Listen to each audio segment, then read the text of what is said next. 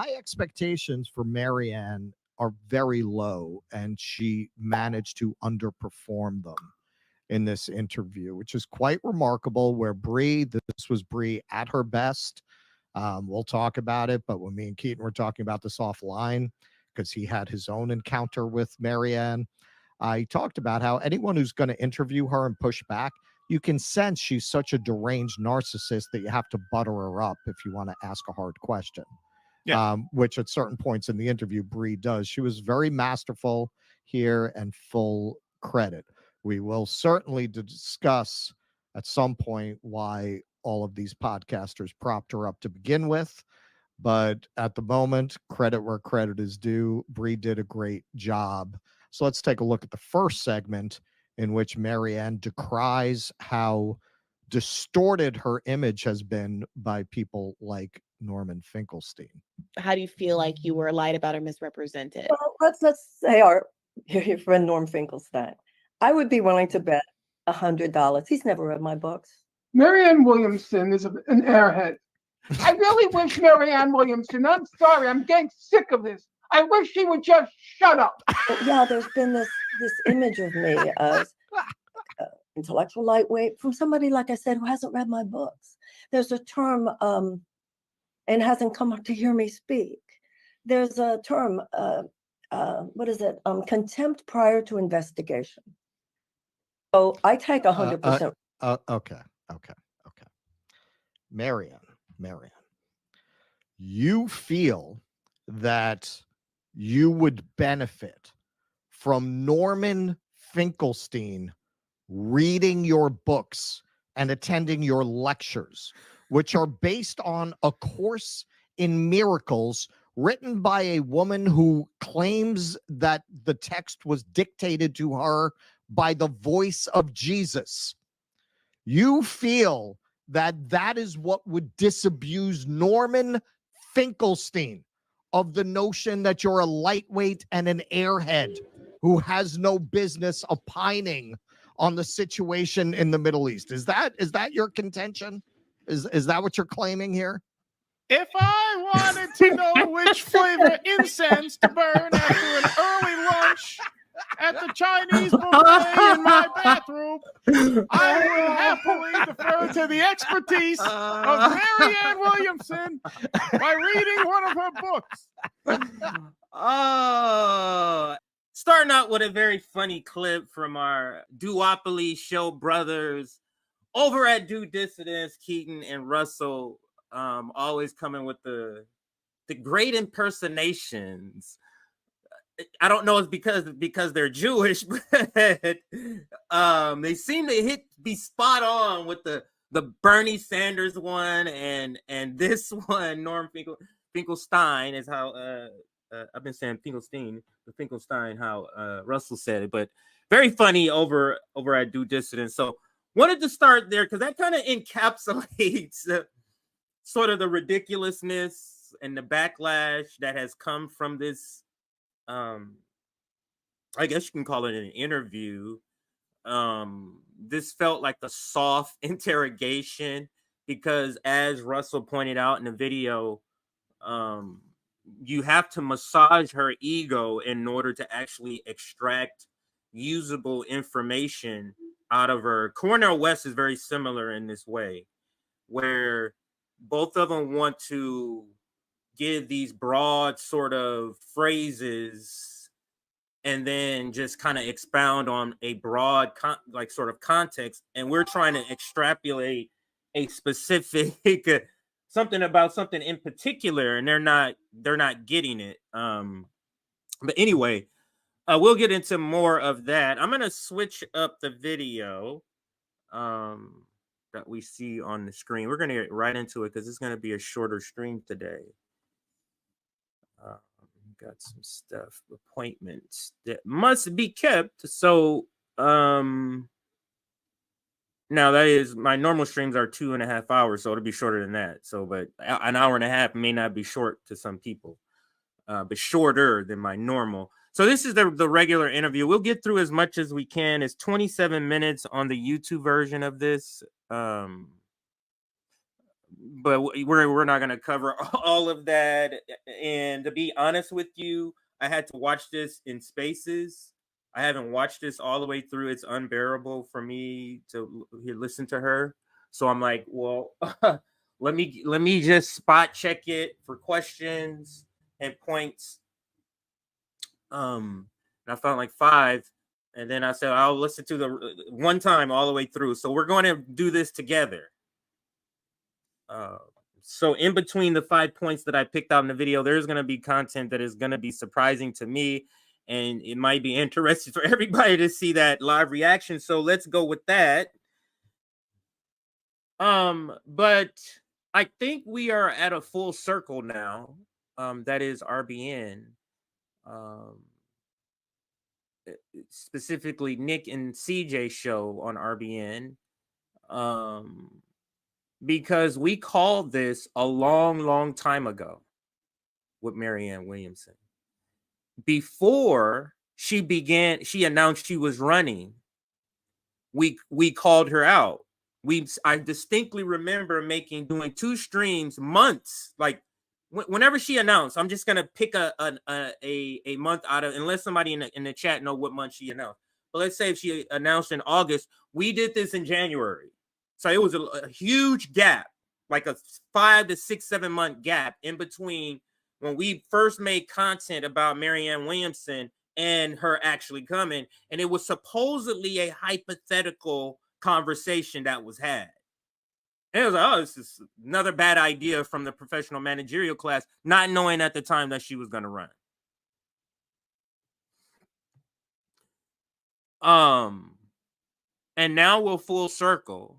And there's a larger point, or another point, that our Due Dissidence brothers make, and it's a different part of their analysis of this, is that why is she re-entering the race unless this is a book tour? Because President Biden has already crossed the threshold for delegates. So what is the purpose of her re-entering the race unless it's to keep her namesake out there in public for so it can be capitalized on? Because on the most pressing, the top line topic that is on our plate right now, which is Palestine, she's on the wrong side of that. So it wouldn't be like she's coming to the rescue. I'm coming back to be the only candidate that's pro-Palestinian. She's not doing that. I see what's happening in Gaza, so I'm coming back to be a voice, saying it, at least a voice for that side, because no one else is there. But we have Cornel West that's mildly doing it. And then we have Jill Stein that's doing it. We have Claudia De La Cruz that's doing it. So, and like I said, she's on the wrong side. So what is the purpose for her to be here? And what's so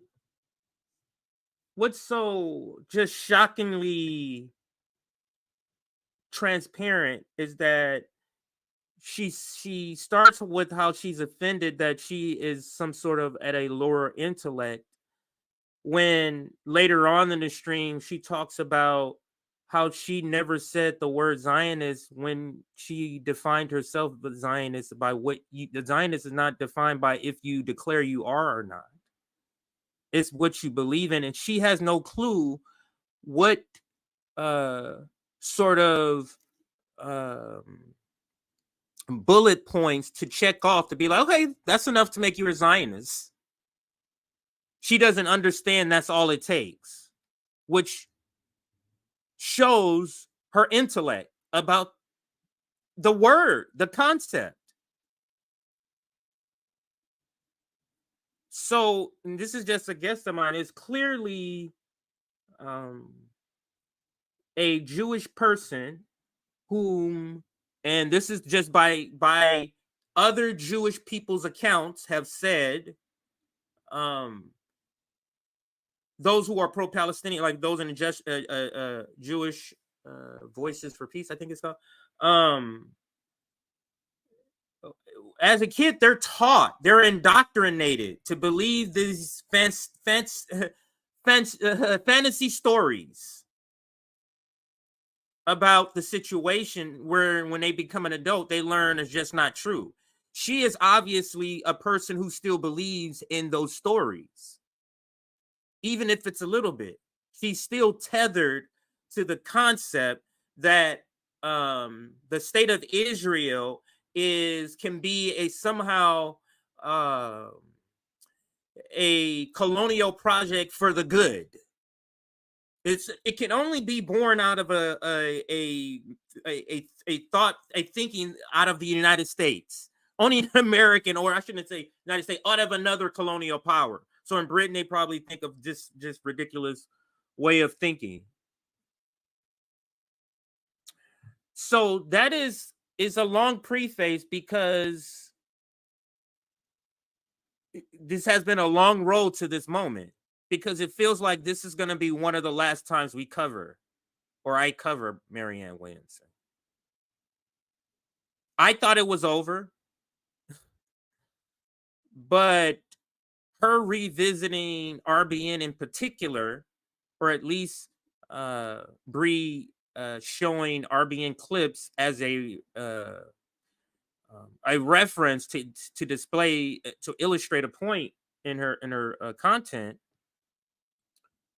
It felt like, this had to be addressed. I was watching Heartlands Media, kid over at Heartlands Media. He was the first one I saw address this. And he was like, I can't wait till RBN covers this. It's like, this is lovely. But anyway, Nick didn't cover it, and that's what I waited for, really. I had to wait to see if Nick was going to cover it last night. Then we had the news of Julian Assange, which is a much more important story. This is a satellite sort of story. So yeah. All right. So I've said enough. Let's get into the interview. I'm gonna try to play it as long as I can without interrupting. Like I said, she's one of the people that trigger me when she speaks. Obama's another one. That's a lot of people. Maybe I shouldn't start listing them, because Nancy Pelosi's another one. Who else triggers me? Anyway, let's not get into that long list of people. Hit that like button on YouTube. Let's have a target of 800. So get us to 800 on YouTube. Wherever you're watching, especially on Twitter, because we have a large audience on Twitter. Our Twitter audience is starting to build, or X, if you call it X. You guys are watching, but you're not hitting the like button. Like, it's higher than normal. But if you're watching, and as you were talking about, like right now, there's over 300 people watching on Twitter through Nick's stream. Hit that like button. 300. That should be like 300 easily. It's 300 of you watching right now. There's 300 through the 150 on the main account. Hit that like button on that stream. If you're on a Twitch stream, hit that like button. On the Long Beach RBN stream, on YouTube, hit that like button. There's 10 of you over there. Hit that like button. On Facebook, hit that like button. All of you. So we got a lot of people watching on a lot of different platforms. Hit that like button.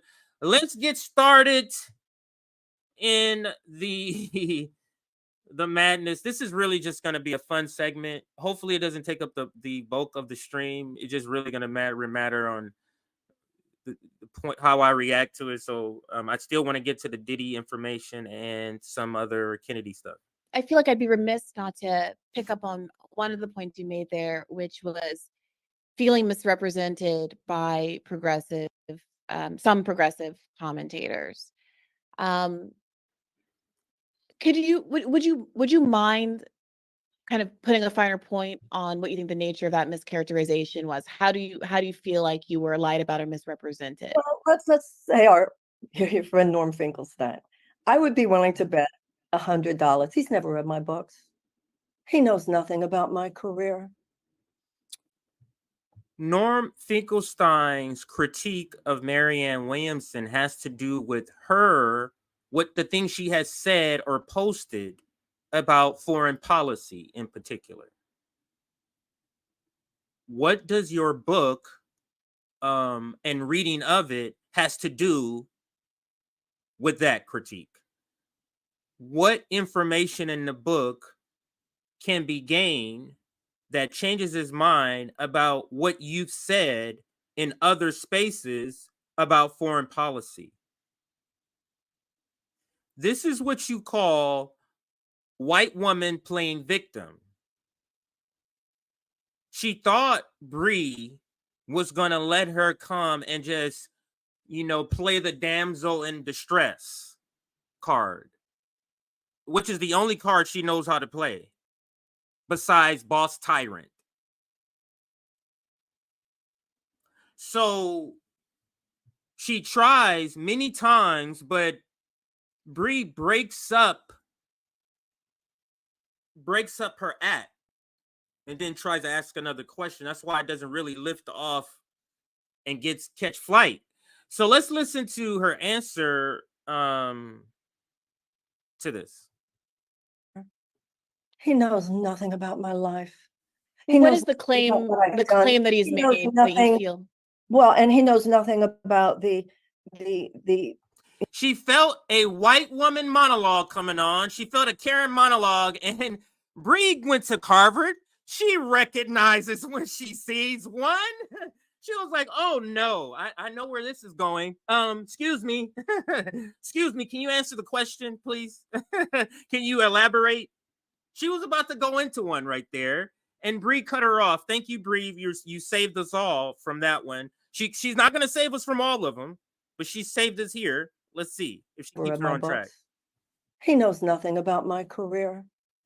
He knows nothing about my life. What is the claim that he's made that you feel? Well, and he knows nothing about I doubt that he's looked at the issues on Marianne 2024 and how hard I and others work to develop them. So you hear what she said? In order to prove that she's at some sort of reasonable intellect, acceptable intellect, he has to go and read her books. He has to go to a website and read her campaign words. He can't just listen to you. That's what you're saying, Marianne Williamson? He can't just listen to you talk about the issue? You want him to go read a book that you supposedly wrote? You want him to go read some words on a website that we know you didn't write? Jason Call wrote your whole platform. He said it already on Twitter. And he took that tweet. I believe he took the tweet down. Maybe somebody got screenshots of it. He wrote all of that shit. So she wants him to go there where there's a bunch of words that somebody else wrote to prove that she's knowledgeable of the situation. Is that serious? Is that serious? We dodged a bullet here. We dodged a bullet. We would have dodged a bullet if this was Bernie Sanders running for a third time, but we really dodged a bullet here.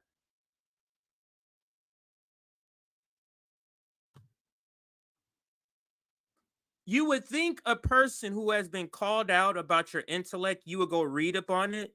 She doesn't do that. This is not the first time that somebody has made references to her being knowledgeable about topics. She never goes back and brushes up on those topics and then comes back. She never does that. Let's continue. And yet the sneers, the use of his own platform on your shows and others. Marianne Williamson is an airhead. And I don't see why anyone should take. Okay. This is my favorite clip of all time right now with Norman. So every time I watch this is unbearably funny to me. So I might replay this a couple of times before we get through. This is, oh my God, this is classic. This is just hilarious. Take into account anything she has to say about anything. Okay, she's good at self-help. Fine. If I need self-help, I would go to Marianne Williamson. But I haven't a clue why she's commenting on these subjects. She has no idea what she's talking about. I really wish Marianne Williamson, I'm sorry, I'm getting sick of this. I wish she would just shut up. Because she hasn't a clue what she's talking about. So she should just, I'm sorry for raising my voice. I'm not supposed to do that, but I'm tired. This is why I love Norm. Aside from the policy, because there's things he says that he has says that I differ on him about. But when you get to the age he's at, and he makes reference to it all the time, it is like, really, what the fuck are you really gonna do to me? I'm gonna talk the fuck the way I want to talk. Sometimes I feel like I've reached that level already. I call it the Jedi level. I feel like I've reached that level already a little bit early, but maybe I'm just I know I'm an apprenticeship at least, if not completely there. But that's what people love, because he speaks exactly, not just saying the words, in the tone, with the anger, with the discontentment, with the level. All of it. People want to speak like this to their bosses, for example, to their dumb coworkers. People want to speak like this, but they know in polite society, in order to get along through work or school, you can't do it. But when you reach this age, this Jedi level, it's like, fuck that shit. And that's what I love about Norm. So let's continue with the video. I'm sorry for the short little thing, but let's play it a couple of minutes here. I just wish she would shut up, because she hasn't a clue what she's talking about. And she speaks with such authority, like she's a graduate of a girls' finishing school. She speaks with such authority. Authority about what? Ms. Williamson, have you read a single book on the subject? Have you read a single human rights report on the subject? Have you read a single economics report on the subject? Then what are you talking about? These voices don't matter. That's why you call somebody an influencer. Look, I'm not everybody's. Somebody might disagree with me. And so, of course, criticism, especially if you're running for president. But when someone's criticizing you, demeaning you, shaming you for being someone that you're not. Now, this is the part where I haven't been able to decipher. Someone that you're not. I think she's saying she's not a Zionist,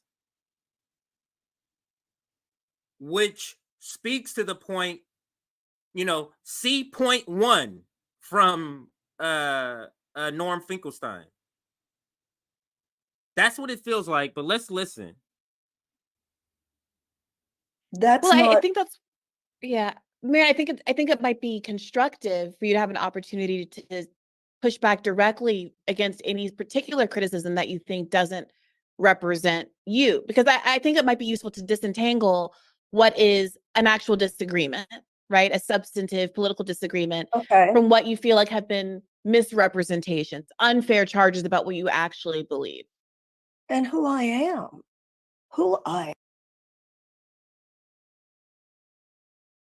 and what I've done with my life. That's the thing. I think sometimes I'm a boomer, and I came, like one of the things I heard him say to you on one of your shows, she doesn't come from a movement. Excuse me, not from his movement. There are other ways to enter a room and to have beliefs. And anyway, so yeah, there's been this image of me as intellectual lightweight from somebody, like I said, who hasn't read my books. There's a term, and hasn't come up to hear me speak. There's a term, what is it? Contempt prior to investigation. So, I think This is what I mean by broad terms. My headset went out, so I'm gonna have to kind of go back and forth with the mute button here. Why wouldn't he just engage with you? She wants him to go back and refer to his books to prove that she's intellectually smart on what the subjects of the books are? Or does she think him reading about some self-help he's gonna go, oh, now I get the points you're making about foreign policy? It's really just bizarre what she's saying. Let's try to continue though. Think, and maybe I'm wrong, but I think when people actually come and hear me, they might leave thinking, I don't agree with those politics. But I don't think anybody comes and hears me and thinks that I'm that person. You know, what it is this doppelganger that gets created about you. And like even anti-vax, I never made an anti-vax statement. I made a statement about mandates before COVID, by the way, on the issue of civil liberties and mandates. So then it becomes, you know, so anyway. Well, that frankly is, I think, the kind of position that is, you know, a significant factor in RFK Jr.'s popularity. Yeah. And I was just talking to someone, you know, a friend in the Bernie campaign about this last night, about what Trump taught us about the value of sticking by unpopular opinions. I know that's a little bit of a weird way to put it, but that when you believe something and there's public backlash for it, Trump refuses to apologize and he doubles down, and it creates this kind of invincibility about him. I think my And campaign, I'm sorry. go ahead. Well, my campaign, I think I've made it clear. I stick with an opinion whether you agree with me or not. It just happens to be on vaccines that I'm not anti-vax.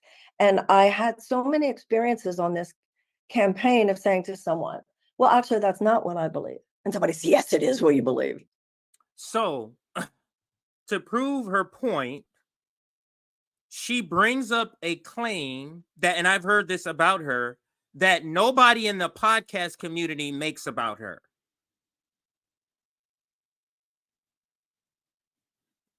RFK Jr., I'm sorry, who else has been critiqued?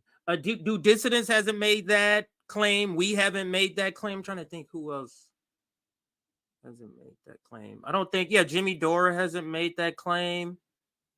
RFK Jr., who the anti-vax guy, who they call it anti-vax, hasn't made that claim. So I don't think Norm has made the claim either.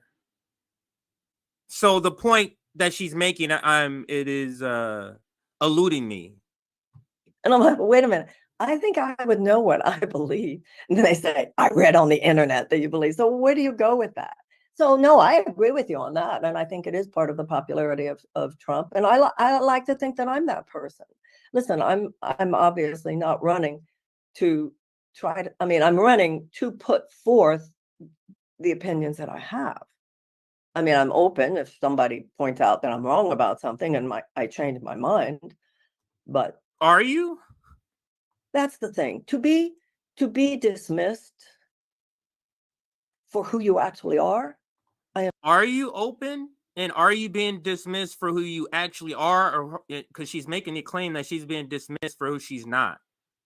Now, as far as the anti-vaxxer part, the crowd that's calling her anti-vaxxers are those cowbell leftists that support the Democratic Party. The ones who believe hook, line, and sinker, everything that comes from the Democratic Party, everything the Democratic Party establishment says, everything from the FDA, all that type of cowbell left. The ones that got every single booster shot, every single booster of the booster shot, and every single booster of the booster shot. Those are the people that call her anti-vaxxer, because those people believe any sort of denial, any sort of not getting any booster shots, you got one shot and didn't get the rest, you're anti-vaxxer. So if you're not 100%, if you're 97%, you're an anti-vaxxer. That crowd called her that. And she's trying to pretend that's why people didn't, or that's the running narrative of why people didn't, jump on her campaign, which is just absurd. The bigger issue is Palestine. Wouldn't you think? And the issue before that with your campaign, the bigger issue was Ukraine. None of these things that you're bringing up here. I understand. But in so many ways, I was dismissed for being who I'm actually not. But by the way, not a poor me. I mean, I'm a big girl, and I think the systemic blocks to my candidacy were much bigger than that. They had to do with the DNC saying there would not be a primary, the way CNN blacklisted MSNBC. It was all those things. It was and listen, my own failures. It was people lying about me, though. People saying something about my personality with whom I'd never had a cross word. Somebody saying just outrageous, but the fact that people believe things. And I want to say something because this is important to me. In every situation where I might complain, I'm very aware. If I had been better at this, if I had been better at that, if I had been wiser about this or that, then I could have overridden it. So I take 100% responsibility for my own experience. We even had somebody who'd infiltrated the. Now, I was trying to stop it before she said that part because I was going to set that up. So if you didn't hear it clearly, hopefully you didn't. So this is the take responsibility, but I don't take responsibility speech right here. I take responsibility for everything. But by the way, we had an infiltrator. And I got called an anti-vaxxer. This sounds like Jane dropping out and mentioning everything else except for the fact that people don't support you. That's all. That's all. The campaign. I was afraid I couldn't get rid of that person because I thought the press would go nuts. I should have just done it. When you say infiltrated, from where? Why would the press go nuts, Marianne Williamson? Because some disgruntled campaign associate, low-level campaign associate, or if it's a high-level campaign associate, why would the press go nuts over that? Is it because you have a long track record that goes back decades? Is that it? It would speak to your decades-long reputation about treatment of subordinates. So she's saying there was an infiltrator on the campaign. So you have a spy, and because you don't want it to look bad, if you take a spy out of your campaign, you leave the spy there. That's what she wants you guys to believe. This is remember the way they talked about Marianne Williamson? Bree was one of them, Crystal Ball, Kyle. Those words that described her are just, they didn't age well. Can you? Well, I'm not going to go into it, but I will tell you this. There are political hitmen. There are political operatives who infiltrate campaigns like mine. When I'm not going to go into it, but I'm just going to give you some other unfounded claims that I have. I'm not going to tell you any details about if you ask me questions. That sounds like a true story she's telling you. When you run for president, the FBI calls you. And the FBI says, please come in. We'd like to give you a briefing. And it's the exact same briefing that we're going to give every other candidate who's running. And, it's not too long. It's maybe 20 minutes. And they tell you all these things to be on the lookout for. And then they say that they are very common. And they say the main actors are Russia, China, and Iran. And I actually looked at the gentleman and I said, I'm aware of all those things. And they didn't come from outside. So it's Russia, China, and Iran.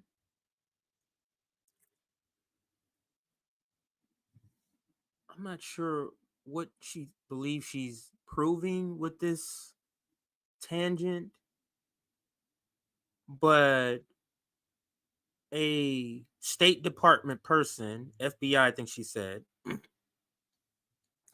comes to you to tell you some U.S. imperialism talking points. I'm not sure. Let's see what else she's trying to prove here. I'm not sure what she's trying to prove here. It's the fact that we have campaign suppression. Now we're talking about the system itself. You know, if you have an elite, a political media industrial complex, as I call it, that feels it has the right to curate the candidates, to say who and who you should not. Wait, did she finish on the FBI stuff? Where did I miss? She just pivoted mid-sentence and went to a different track. Let me go back 17 seconds here. Suppression. Now we're talking about the system itself. Actually, must go back a little bit more because it was before that.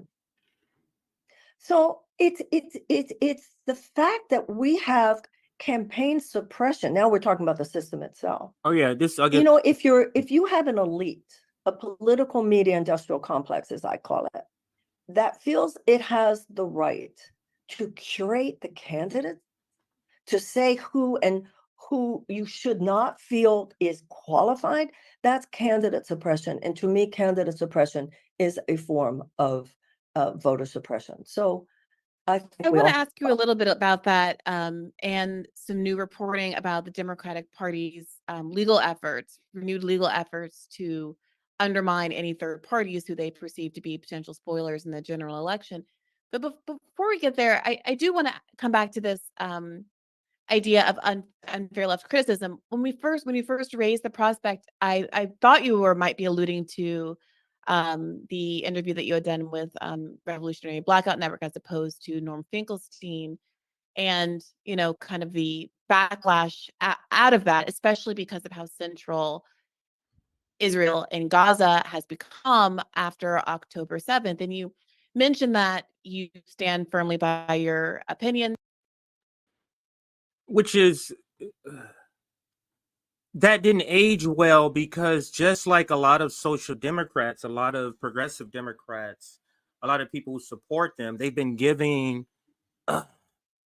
the quasi pseudo fake Palestinian support credit. Let me let her make the point. But also when new factors come into play or persuasive arguments are made, you're open to change. And I want hold on, let me rewind it a second here. Mention that you stand firmly by your opinions, but also when new factors come into play or persuasive arguments are made, you're open to change. And I wonder whether or not you see, one, the RBN interview as misrepresenting your opinions, and or whether or not I'm sorry.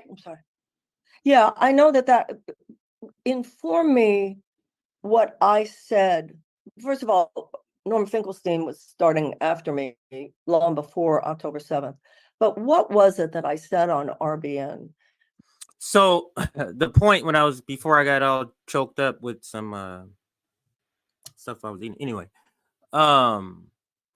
the interview that she did on our station was before the October 7th. So what I was saying is the social democrat, the progressive Democrat position, all up until this point, up until before October 6th and before, has been give people, don't be a single issue sort of voter, don't be a single issue sort of person by going so hard on Palestine, or people who wasn't perfect on Palestine. And that's what they said about Marianne Williamson. She wasn't perfect on Palestine, but she was better than most others. And it didn't age well, considering now the genocide that we look on. So let's let it play. And then but that's that's the analysis I wanted to add it earlier. That you're referring to, because I know even in private you referred to that as a big faux pas on my part. What did I say on that show? And then I could respond to it. This is one area, to be honest, where I think Obama did make an effort. And he's unpopular with a lot of people there for that reason, to be honest. But I think he did make an effort to to bring the Palestinian issue onto the table in a way that it had not been before within the major political dialogue in America. And I would certainly seek to do that. I also think, if I might say, because I'm a Jewish woman, I think that I would have actually some moral authority in doing that. My support for Israel should not be at the expense of my Jewish values. And as an American, my support for Israel should not be at the expense of my democratic values. Right now, it's becoming that way, and that's a problem. Marianne, I appreciate the answer, but I talked to the Palestinian Community Network, got a lot of Palestinian allies.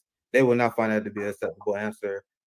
So now they don't play the part right before this, and maybe I can, if there are some of you are watching this and it's a little bit of a gap in understanding what she's doing is explaining a bad answer.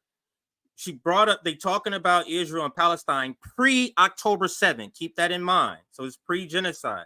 They're talking about that, and her answer is the answer of a Zionist, two-state solution, all of this stuff, right? That's her answer. And then Nick gives her some pushback, and then this is her pushback to that. Like, her explanation is, well, my Zionism shouldn't be critiqued, basically. You heard her answer. And then you see Nick's pushback to that. So let's rewind it maybe 30 seconds here. Let's go back 30 seconds. 20 seconds. Yeah, that's enough. In doing that, my support for Israel should not be at the expense of my Jewish values. And as an American, my support for Israel should not be at the expense of my democratic values. Right now, it's becoming that way, and that's a problem. Marianne, I appreciate the answer, but I talked to the Palestinian Community Network, got a lot of Palestinian allies. They will not find that to be an acceptable answer. It's one. Well, I know. I don't know. Have one state where everyone have equal rights under the law. The Israel Zionists are not to be trusted to implement a two-state solution, as that's been shown many and many times. So I hope you have conversations with some of the Palestinians. That's a hard. Well, wait a minute. No. Let me speak. I just want you can respond to that as well, but because I know you have limited time, because also. Okay. I would like a chance to respond. Yeah, go ahead, and I want to ask you about Ukraine. Go ahead. Yeah. Did you hear Nick say, I want to ask you about Ukraine as well? That was, at that time, that was the topic she wanted to stay far, far away from, which is partly a reason why I believe she forced this interview to go off the rails by the nonsense she was saying. And pretend, I'm going to get out of here and I'm offended and all this stuff, is because he just informed her, we're going to go to Ukraine after this. So let's listen. I would say to you is, when you say you have a lot of Palestinian friends, how many Palestinian friends you have? I have a lot of Palestinian friends. You say you've talked to Palestinians. I have talked to Palestinians. So I don't think we have a con. No, Nick, you're being nice. I'm not going to be nice to that, because the Palestinians, which circle of Palestinians would somebody in Marianne Williamson be around? Would it be the circle of Palestinians that maybe are part of the professional managerial class, maybe part of academia? Those aren't the Palestinians we're talking about. We're not talking about Americanized Palestinians. We're not talking about whitewashed Palestinians. So this is like when I had black friends. Who? Gwyneth Paltrow? Do you have black friends? If your friends are Beyonce and Jay-Z, sorry, you don't have black friends. You have friends in your class, ma'am. That's it.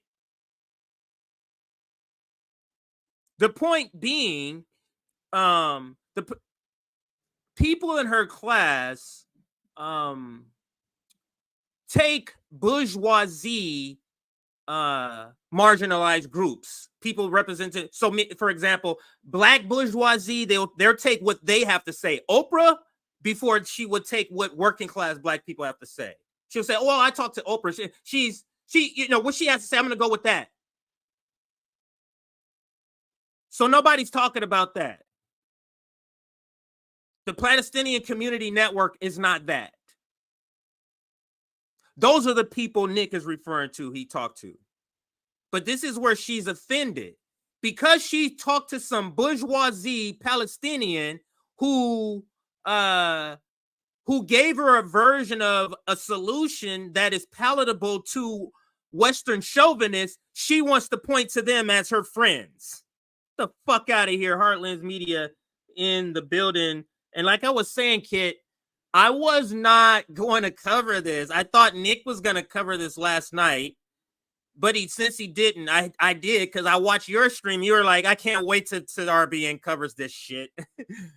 And I saw you beautifully take this bullshit down. So it's my turn, sir. Welcome, Kit, in the building from Heartlands. Let's continue. And then we're gonna move on to something else. Maybe another 10 minutes of this, maybe. Contest here of you're telling me you know Palestinians and I don't, so that doesn't work for me. That's a fair point, bro. I'm telling you. So the point is, right now, on the Palestine. See, if you're not going to let me talk, honey, there's no point in this. If you're not going to let me talk,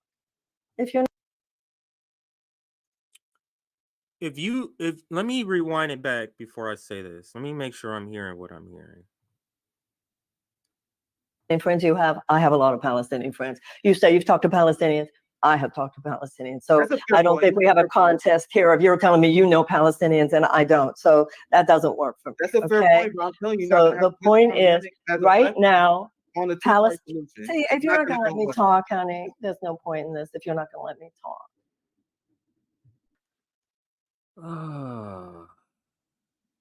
If you don't think the last 45 seconds was strategy to get out of this interview so she doesn't have to address Ukraine, you're fooling yourself. Because it's sort of bizarre for her to highly get offended by what she's saying she's been offended by. And because they're going back and forth, she now, if you're not gonna, now she wants to play the victim. This is why it was good that I wasn't there, because this is the type of shit I would have been like, just like Jimmy Dore. Please stop pretending like somebody stopped telling you from talking. Stop that. She asked to come on here. She asked to come on RBN because we had a scathing critique of her and anybody who would suggest that the left should support her. And it was a critique that had legs, meaning people were going, yeah, RBN said this. Who is this RBN? Let me come on here and say something. And she went on here and face planted and played the damsel in distress. If you're not going to let me talk to the things you say, then there really is no. So weak. We are having the conversation. These are no, we're not. No, we're not. You're doing a lot of mansplaining here, and you're telling me what is. You're not. You're asking, right and you're not giving. You motherfuckers don't want to call this bullshit. Let me call it bullshit.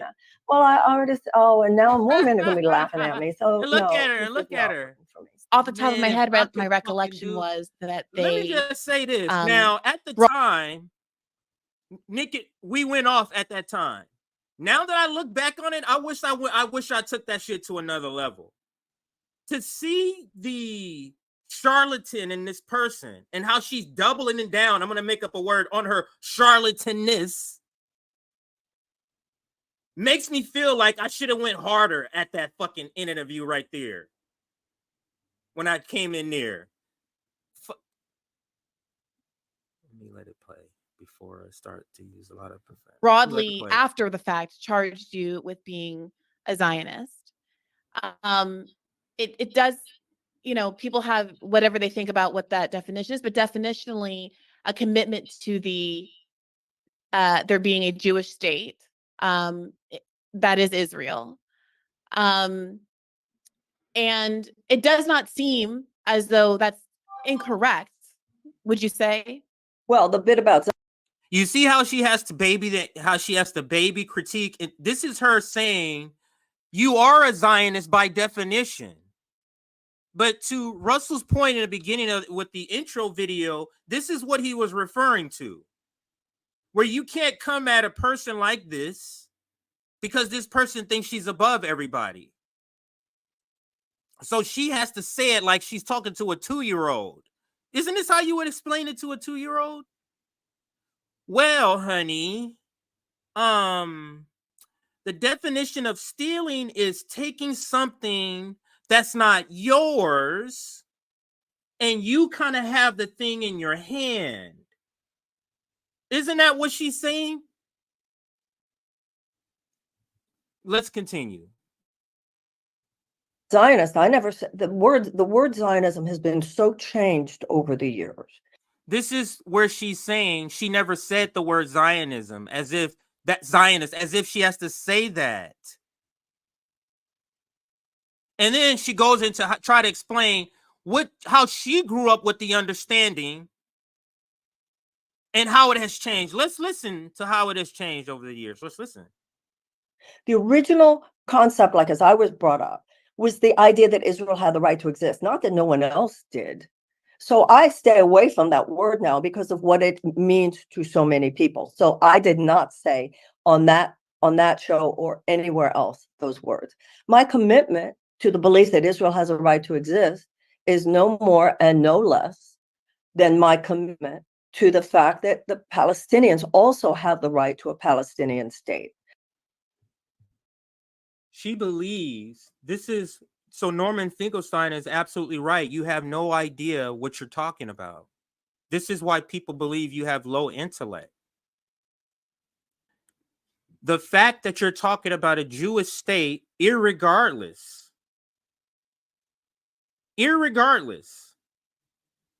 of you saying there should be a Palestinian state, makes you a Zionist. The Jewish state part is the Zionist part. Because people like us believe that this should be Palestine. If Jewish people want to live there, that's fine. It'll be like a home invasion robber comes in and then says, let's form a 2-household solution here.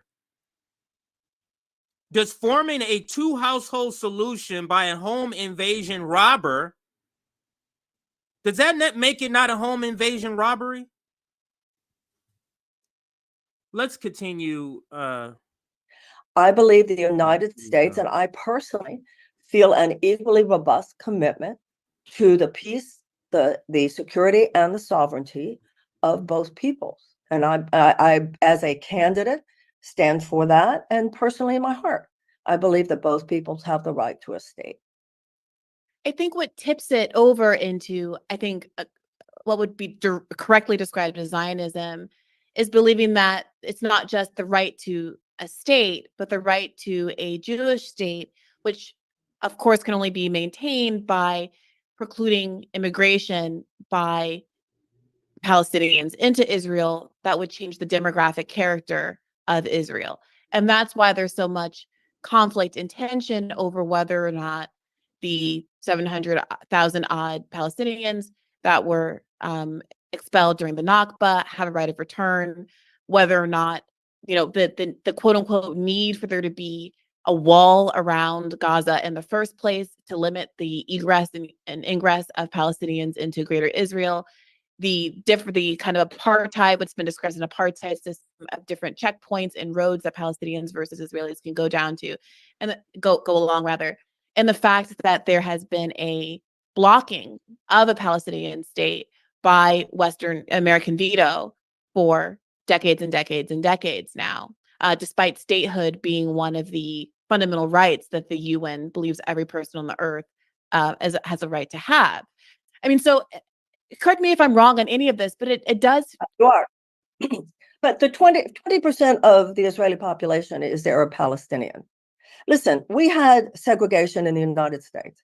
It was wrong and it needed to be dismantled. To whatever extent there are unjust, undemocratic laws towards anyone in Israel, and they are not across the board as is pictured by some, that needs to be changed. But to me, that does not necessitate the destruction of the state of Israel. But do you see what I'm saying, Marianne? There's a difference between there could be a state of Israel that was inclusive. This is like the one-state solution, right? There could be a state of Israel that's inclusive of the 5 million people or so that live in the West Bank and the Gaza Strip, where they have equal rights as all Jewish and Arab Israelis. the occupation of the West Bank is illegal. The occupation of the West Bank did not exist before 1967, 1968, when all those changes occurred because of the war. So you could still have an Israeli state and dismantle the occupation and also those settlements which are illegal. That does not. So would that mean, would you endorse the full right of return of all the Palestinians? That would probably mean that needs to be completely, has to be a negotiation for a two-state solution. There has to be a negotiation for a two-state solution. So when we're talking about one state, that's fine as long as there's no right of return. Once the right of return comes into play, she quickly switches to two-state solution. Let's continue.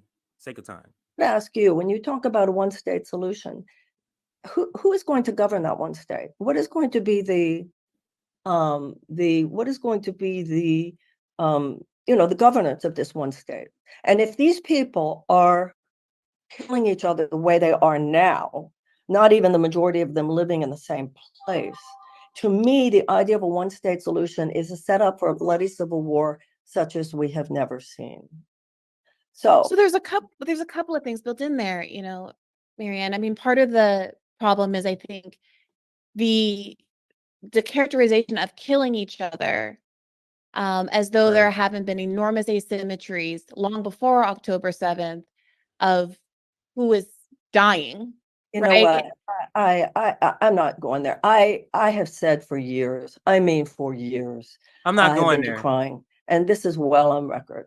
For years, I've decried the. So Bree was trying to bring up the point. You're saying that there can't be a one-state solution because people they have been killing each other, and Bree is saying no, they haven't been killing each other. Israel has been killing them. So Israel is the one that would need to stop the killing, is the point that she's trying to get to. And when she knows that that's where she's going, I'm not going down there. That's because you're a Zionist. You're offended because you're a Zionist. She doesn't even get that. Settlements. For years, I have decried the occupation. For years, I have decried the siege. For years, and I'm on record. And I also have called for a ceasefire, not only from the day it began, but even before. But this is my honest belief.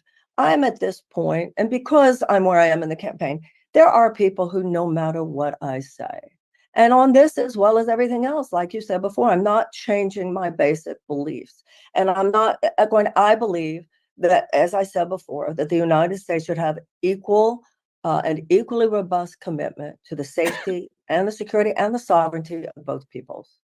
And I've written, if somebody goes to Marianne2024.com, right, of course, I have a whole section there on Israel and Palestine. Where Jason Call wrote all of that stuff. Everything read all of his words.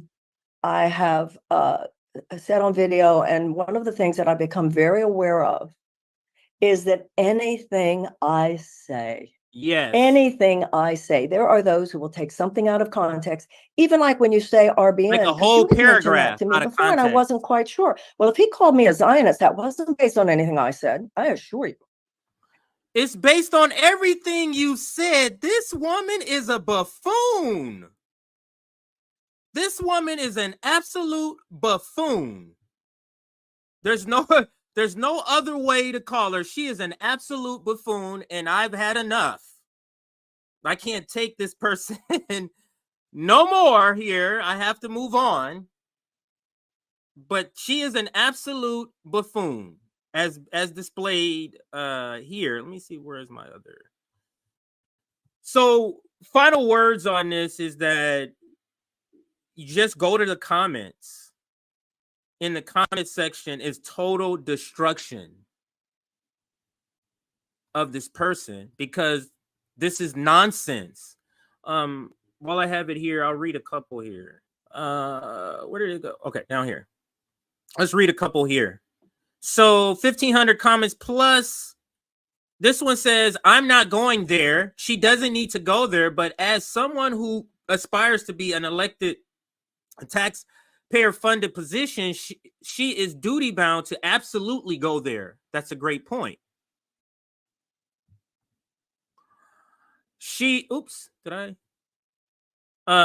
Sitting on the fence while thousands of children are being slaughtered is disgusting. Wow, that's 723 likes or thumbs up. I feel like I just listened to one of my mom's drunk friends trying to condescendingly convince me how she's not racist. That's pretty much spot on. That's pretty spot on. To be clear, Norm was reacting to a clip where Marianne said Israel is not illegally occupying Gaza. Which, she is a buffoon. We don't keep saying it. Wow, she genuinely has no idea what she's talking about. So this is the same assessment I have. Like it's like she really doesn't know. So she just proved Norm was right about her. That's too long. I'm not reading that whole paragraph there. So because I like them short. First thought Finkelstein's reaction was too harsh. Now, after hearing her talk about Israel-Palestine, I don't think he was harsh enough. She is absolutely disgustingly self-righteous. I think I'll leave it there. But all the comments are just like that. And they're well-deserved.